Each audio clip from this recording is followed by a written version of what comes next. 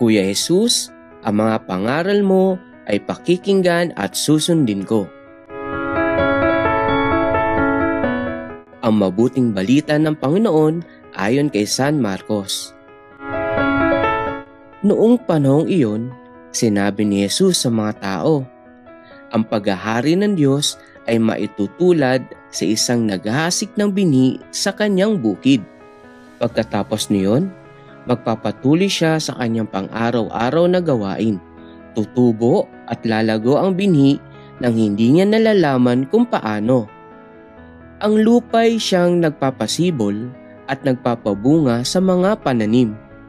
Usbong muna sa kauhay na pagkatapos ay mahihitik sa mga butil. Pagkahinog ng mga butil, agad itong ipagagapas sapagkat dapat nang anihin. Sa ano natin iahambing ang paghahari ng Diyos? Sabi pa ni Jesus. Anong talinhaga ang gagamitin natin upang ilarawan ito? Tulad ito ng butil ng mustasa na siyang pinakamaliit sa lahat ng binhi. Kapag natanim na at lumago, ito'y nagiging pinakamalaki sa lahat ng puno ng gulay. Nagkakasanga ito ng malalabay. Ano pat ang mga ibon ay nakapamumugad sa mga sanga nito.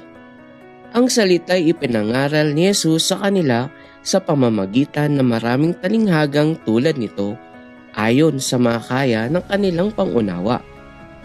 Hindi siya nangaral sa kanila nang hindi gumagamit ng talinhaga, ngunit ipinaliwanag niya ng sarilinan sa kanyang mga alagad ang lahat ng bagay.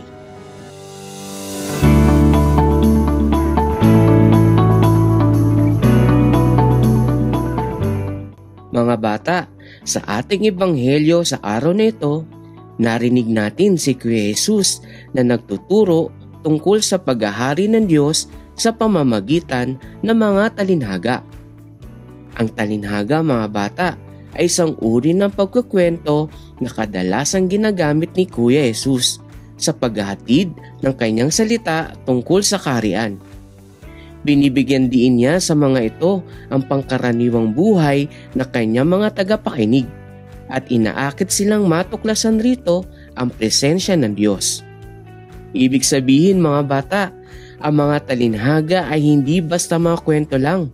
Ito ay may mahalagang mensaheng ipinahahayag sa atin tulad na lang ng halimbawa sa dalawang talinghagang ating narinig sa ating ebanghelyo ngayon.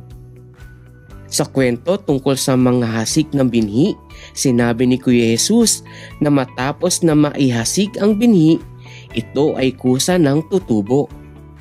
Ibig sabihin, ang pagpapatubo sa binhi ay hindi galing sa kakayahan ng naghahasik o nagtatanim.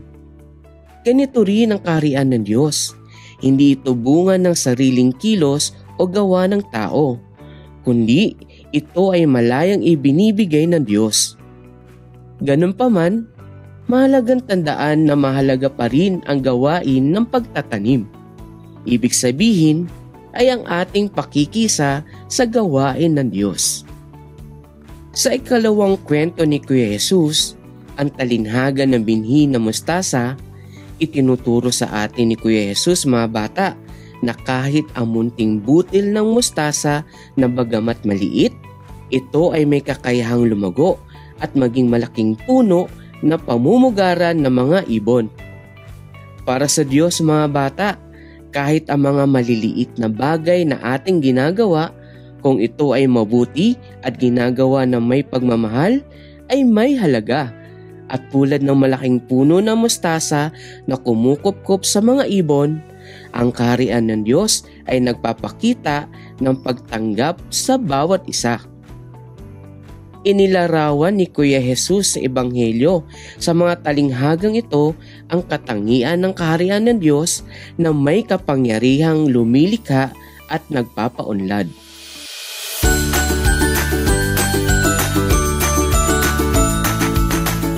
Mga bata, sa mga talinhaga ni Kuya Jesus sa ating ebanghelyo, tayo ay kanyang inaanyayahan na tumugon sa kaharian ng Diyos sa pamamagitan ng una, pagbabahagi ng salita ng Diyos sa ating mga pamilya, kaibigan at mga taong nakakasama.